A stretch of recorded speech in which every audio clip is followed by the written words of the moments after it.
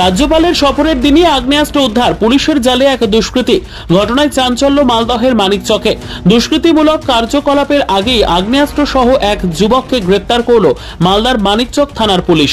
গোপন সূত্রে খবর পেয়ে মানিকচক থানার আইসি সুবীর কর্মকারের নির্দেশে থানার এএসআই পীযূষ মণ্ডল ও পুলিশ কর্মীরা মানিকচক ঘাট সংলগ্ন নারায়ণপুর এলাকায় হানা দিয়ে একটি মোটর বাইক সহ আনোয়ার হোসেন নামের এক যুবককে আটক করে। পুলিশ সূত্রে জানা গেছে, মানিকচকের নারায়ণপুর এলাকার বাসিন্দা আনোয়ার হোসেন। ধৃত যুবককে তল্লাশি চালিয়ে তার হেফাজত থেকে উদ্ধার হয় একটি ওয়ান শটার বন্দুক। ঘটনায় ধৃত আনোয়ার হোসেনকে পুলিশ গ্রেপ্তার করে। আগ্নেয়াস্ত্র পাশাপাশি একটি মোটর বাইক ও একটি মোবাইল ফোন পুলিশ নিজেদের হেফাজতে নিয়েছে বলে জানা গেছে। পুলিশের প্রাথমিক অনুমান, ধৃত যুবক গত কয়েকদিন আগে কালিয়াচক থেকে উদ্ধার হওয়া আগ্নেয়াস্ত্রটি কিনে নিয়ে আসে কোন দুষ্কৃতিমূলক কর্মকাণ্ডের জন্য। শুক্রবার ধৃত যুবককে পুলিশি হেফাজতের আবেদন জানিয়ে মালদা জেলা আদালতে পেশ করে মানিকচক থানার police. Bureau report, news for Bengal.